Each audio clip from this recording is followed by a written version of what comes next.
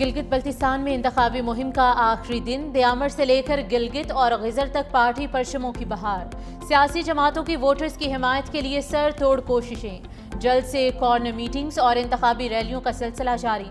Chairman Peoples Party Bilawal Bhutto Zardari Aseefa Bhutto کچھ دیر میں خطاب کریں گے۔ 24 نشستوں کے لیے پولنگ اتوار کو ہوگی۔ 8 خواتین سمیت 396 امیدوار میدان میں ہیں۔ 9,50,000 سے زائد ووٹرز اپنا حق رائے دہی استعمال کریں گے۔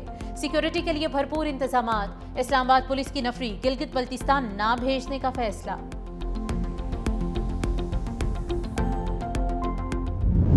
مادہ پہن کر پاکستان کے بڑے شہروں کو کھنڈر بنانے والے وہ آپ کے مسئلے حل نہیں کر سکتے۔ اگر آپ کراچی کی طرح اسے کھنڈر دیکھنا چاہتے ہیں تو اب بھی راستہ اور فیصلہ آپ کے پاس ہے۔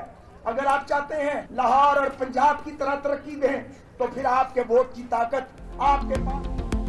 گلگت بلتستان کے عوام نے اپنا خون دے کر خطے کو آزادی دلوائی۔ گلگت بلتستان کے عوام ہمارے ماتھے کا جھومر ہیں، انہیں مایوس نہیں کریں گے۔ لیگی رہنما خواجہ سعد رفیق کا گلگت میں انتخابی جلسے سے خطاب، کہا گلگت کے عوام کے درمیان خود کو پا کر خوش نصیب محسوس کر رہا ہوں۔ یہاں کے عوام نے ہمیشہ فاش پاکستان کا ساتھ دیا، ہم علاقے کی محرومیاں دور کریں گے۔ سیاست دولت کا نام نہیں بلکہ خدمت کا نام ہے۔ خرم دستگیر نے کہا کہ عالمی دباؤ کے باوجود نواز شریف نے ملک کو ایٹمی قوت بنایا، عوام انہیں منتخب کریں جو اس علاقے کی ترقی کے ضامن ہیں۔ مسلم لیگ نون گلگت بلتستان کے مطالبات پورے کرنے کے اہل ہے۔ گلگت بلتستان سمیت پورے ملک میں ترقیاتی منصوبوں سے عوام کے معیار زندگی کو بہتر بنایا۔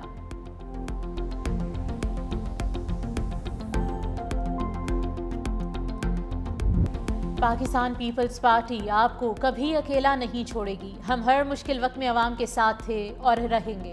رکن قومی اسمبلی خاتون اول آصفہ بھٹو زرداری کا گلگت بلتستان کے عوام کے نام پیغام، کہا پیپلز پارٹی صرف ایک جماعت نہیں بلکہ ایک تحریک، ایک سوچ اور بھٹو شہید کا وعدہ ہے۔ 7 جون کو اپنے گھروں سے نکلیں اور تیر کے نشان پر مہر لگائیں۔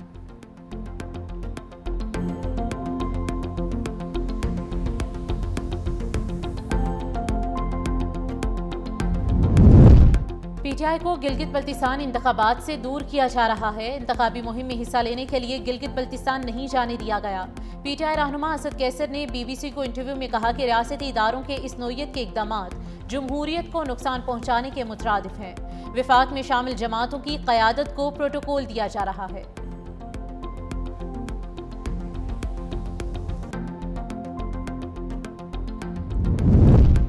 اسلام آباد کے نظامی حکمرانی میں بڑی تبدیلیوں کا منصوبہ تیار، اسلام آباد کیپٹل ٹیریٹری گورنمنٹ ایکٹ لانے کی سفارش، وفاقی دارالحکومت میں منتخب علاقائی حکومت قائم کرنے کی تجویز زیر غور ہے۔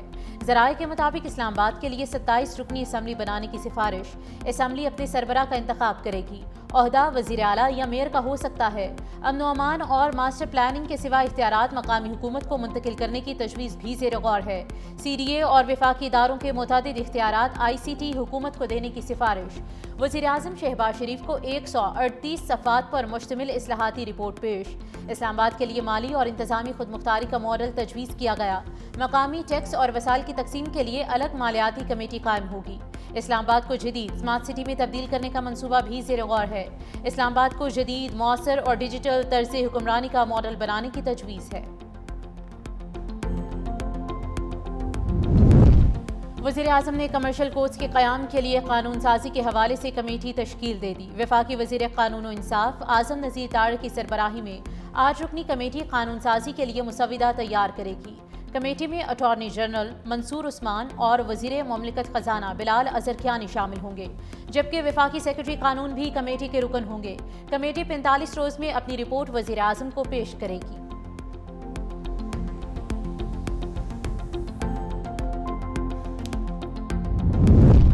آزاد جموں کشمیر میں انتخابات 27 جولائی کو ہوں گے۔ چیف الیکشن کمشنر جسٹس مصطفیٰ مغل کہتے ہیں کہ کاغذات نامزدگی 9 جون سے وصول کیے جائیں گے۔ انتخابات کے دوران رینجرز اور سیکیورٹی فورسز تعینات کی جائیں گی۔ آزاد کشمیر میں نئی تقرریوں، تبادلوں اور ترقیاتی سکیمز پر پابندی عائد۔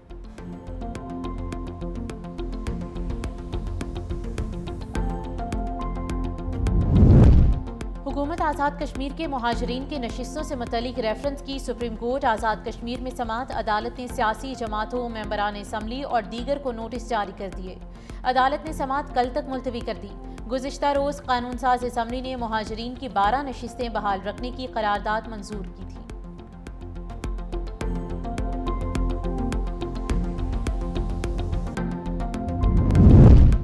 کشمیر اسمبلی کی پاکستان سے منتخب ہونے والی 12 نشستیں ختم کرنے کا مطالبہ مناسب نہیں۔ ایکشن کمیٹی کا مطالبہ انتخابی عمل کو سبوتاژ کرنے کے مترادف ہے۔ وزیر دفاع خواجہ آصف نے بیان میں کہا کہ یہ جو لوگ مطالبہ کر رہے ہیں وہ اس کو 27 جولائی کو عوام کے سامنے رکھیں۔ خلق خدا کو یہ فیصلہ اور نمائندگی کی شکل تشکیل کرنے دیں۔ یہ جمہوری سوچ ہوگی، ورنہ یہ بلیک میلنگ تصور ہوگی۔ سیالکوٹ شہر اور تحصیل سے کشمیر اسمبلی کی ایک سالم سیٹ ہے۔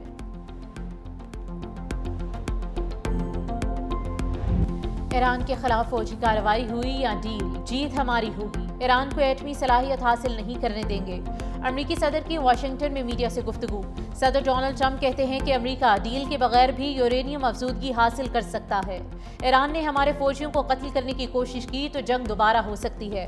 ہم نے ایرانی قیادت، نیوی اور فضائیہ کو ختم کر دیا۔ ایرانی سپریم لیڈر سے ملاقات نہیں کرنا چاہتا۔ مجھے یقین ہے کہ لبنان میں امن قائم ہو جائے گا۔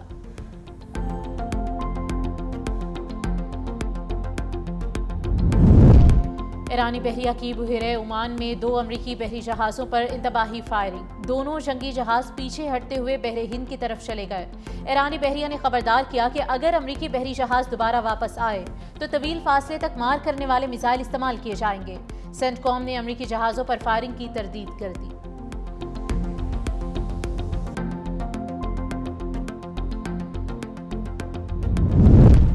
ایران جنگ نہیں چاہتا، تاہم اگر اس پر کوئی جارحیت مسلط کی گئی تو وہ اپنے دفاع میں بھرپور جواب دے گا۔ ایران کے وزیر خارجہ عباس عراقچی نے اپنے بیان میں کہا کہ ایران اپنے موقف میں واضح ہے اور کسی بھی ممکنہ حملے کی صورت میں اپنی خود مختاری کے تحفظ کے لیے اقدامات کرے گا۔ دنیا نے ایرانی قوم کی حقیقی طاقت کو دیکھ لیا۔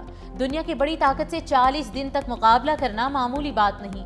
ایران کے خلاف استعمال ہونے والے امریکی فوجی اڈے جائز اہداف تصور کیے جائیں گے۔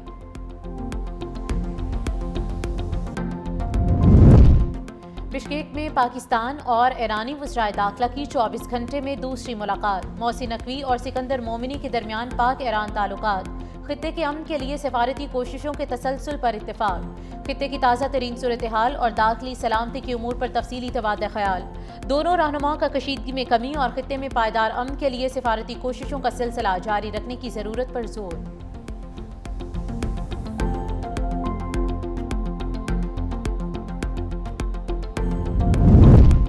میں نہیں سمجھتا کہ پاکستان چین کے کنٹرول میں ہے۔ بھارت اور پاکستان میں سرحدی مسائل کو اچھی طرح سمجھتے ہیں۔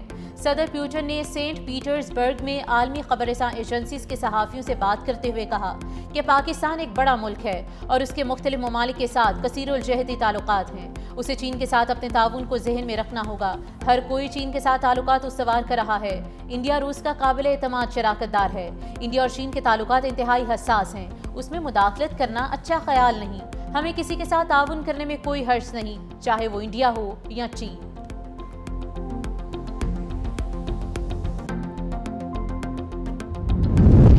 پاکستان امریکہ کا اہم اتحادی بن کر ابھرا ہے۔ امریکی میڈیا کی رپورٹس کے مطابق 2026 کی امریکہ ایران جنگ کے دوران پاکستان ایک اہم سفارتی کردار کے طور پر ابھرا ہے، جہاں جنگ بندی کی کوششوں اور ایران امریکہ کے درمیان مذاکرات میں پاکستان نے کلیدی ثالث کا کردار ادا کیا۔ رپورٹ کے مطابق فیلڈ مارشل سید عاصم منیر نے ابتدائی جنگ بندی کرانے میں اہم کردار ادا کیا۔ رپورٹ کے مطابق مستقل معاہدے تک پہنچنا اب بھی ایک بڑا چیلنج ہے، اور اگر پاکستان مطلوبہ نتائج نہ دے سکا تو اسے دوبارہ امریکی دباؤ یا ناراضی کا سامنا کرنا پڑ سکتا ہے۔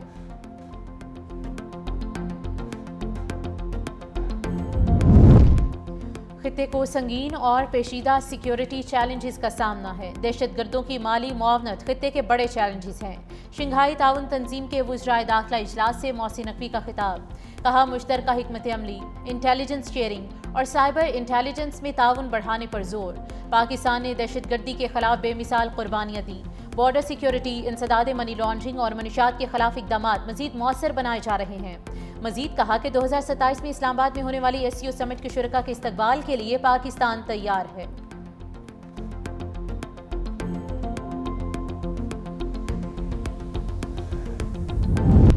افغانستان میں دہشت گرد تنظیموں کی موجودگی اور سرگرمیوں میں اضافے کی عالمی سطح پر تصدیق۔ کلیکٹیو سیکیورٹی ٹریٹی آرگنائزیشن کا افغان صورتحال پر شدید اظہار تشویش، کہا بدامنی اور عالمی دہشت گرد گروہوں کی سرگرمیاں خطے کے امن کے لیے خطرہ بن چکی ہیں۔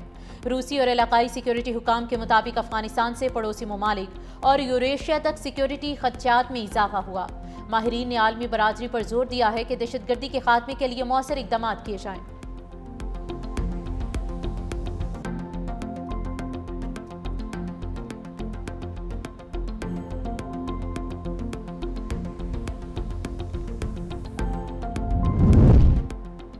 پاکستانی معیشت کے لیے مثبت پیش رفت، تجارتی خسارے میں 39% نمایاں کمی۔ ادارے شماریات کی مئی 2026 کی رپورٹ کے مطابق برآمدات میں 10% اضافہ اور درآمدات میں 22% کمی ریکارڈ کی گئی۔ مشیر خزانہ خرم شہزاد کے مطابق آئی ٹی برآمدات اور ترسیلات زر میں مسلسل اضافہ جاری۔ روشن ڈیجیٹل اکاؤنٹ کے ذریعے آنے والے فنڈز میں بھی بہتری کا رجحان ہے۔ معاشی اشاریے بہتر سمت کی نشاندہی کرنے لگے۔